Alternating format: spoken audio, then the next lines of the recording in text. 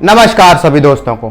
आज की इस वीडियो में मैं आपको बताना चाहूंगा कि जो आप इन्फ्लेशन का डेटा आज तक पढ़ते आए हैं, यानी आप सभी को लगता है कि जो इन्फ्लेशन इंडिया की है 6% से 8% के बीच में एवरेज औसतन रहती है, लेकिन अगर मैं आपको बताऊं ये उससे कई परसेंट ज्यादा है तो आपको बड़ी हैरानी होगी कि ये जो 8% इन्फ्लेशन ना होकर 13% की इन्फ्लेशन है। मैं इस वीडियो में आपके सामने ऐसे फैक्ट रखने जा रहा हूं जिसमें आप खुद बिलीव करेंगे कि वाकई में जो हमारी इन्फ्लेशन है वो 12 से 13% बीच में और इससे भी ज्यादा हो सकती है।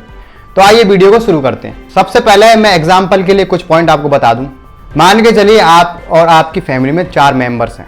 जो आपकी बेसिक नेसेसिटीज हैं उनको पूरा करने के लिए आपका जो खर्चा है, ऐसा मानते हुए 1960 में ये मात्र 10 रुपया हुआ करता था। अगर आप 10 रुपये पर मंथ कमा रहे हैं तो आप अच्छा खासा जीवन अपना जी सकते हैं। फिर अगले 20 साल बाद यानी 1980 में ये खर्चा आपका 100 रुपया हुआ। अगर आपको बिलीव नहीं हो रहा है तो आपकी ग्रैंड मदर होंगी, उनसे आप पूछ सकते हैं कि क्या वाकई में इतने रुपए में खर्चा हुआ करता था हमारा। वो बिल्कुल कहेंगे कि हाँ, 100 रुपया हमारे टाइम पे बहुत बड़ी वैल्यू हुआ करती थी। और उसके बाद अगले 20 साल में यानी सन 2000 में ये खर्चा आपका 1000 रुपया हो गया।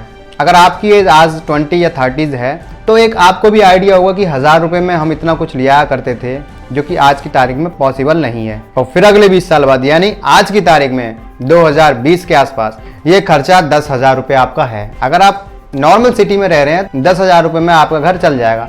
वो अलग बात है कि देखो खर्चा तो आप कितना भी कर सकते हो, उसकी तो कोई लिमिट नहीं है, लेकिन कम से कम अगर मैं किसी परिवार को 10,000 रुपये महीना दे रहा हूँ, या कई सारी ऐसी फैमिलीज मैंने देखी है जिनकी इनकम 9,000 है, 10,000 है, 12,000 में ड्यूटी करते हैं, लेकिन उनका घर ठीक ठाक चल रहा है, खाना पीना, बच्चों की एजुकेशन, सब कुछ।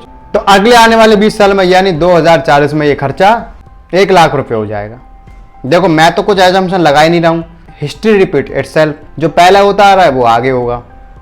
तो मैंने इसमें एक चीज देखा कि अगर मैं गौर कर पा रहा हूं, आप भी जैसे गौर कर पा रहे हैं, तो हर 20 साल में महंगाई 10 गुना हो रही है। कितनी बड़ी फैक्ट है ये। और अगर इसको CAGR टर्म में आप कैलकुलेट करेंगे बड़ी आसानी से ये 12 से 13% के बीच में आपकी इन्फ्लेशन आ रही है। कुछ समझ में आया आपको? कई सारे लोग तो म्यूचुअल फंड में ऐसे अंधाधुन भरोसा करके बैठे हैं। 20 साल में 10 गुना उनका पैसा होगा, उतने में तो महंगाई आपकी 10 गुना हो जाएगी। तो क्या फायदा है इस इन्वेस्टमेंट का? जब भी आप शेयर बाजार में आ रहे हैं तो ये सोच के आए कि कम से कम मुझे 20 गुना तो यहाँ से रिटर्न लेना है हर 10 साल में, तब तो आपका इन्वेस्टमेंट की कोई वैल्यू है। और 12% की तो आपकी इन्फ्लेशन रेट हुई, तो आप मान के चलिए आपको बड़ी आसानी से 20% का CAGR हर हालत में चाहिए। इसलिए मार्केट में जब आप निवेश कर रहे हैं तो रिस्क तो आपको लेना पड़ेगा, नहीं तो इन्वेस्टमेंट करके कोई फायदा नहीं। अगर आप सोचें कि मेरा पैसा 10 गुना हो गया लेकिन ये आपको कोई बताएगा ही नहीं।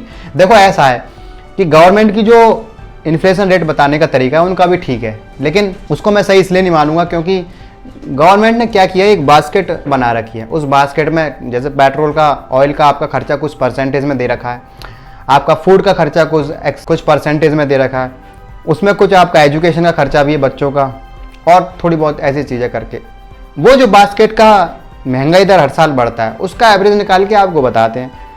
लेकिन जो मैं बता रहा हूँ वो भी तो एक वैलिड पॉइंट है ना। जब जिंदा रहने के लिए मेरे को खर्चा 10 गुना होता जा रहा है तो मैं सरकार की बास्केट देखूंगा कि मुझे अपनी जो घर के खर्चे हैं वो देखने हैं। इसी तरह से उम्मीद करता हूं कि आपको मैं जो समझाना चाह रहा हूं समझे हो।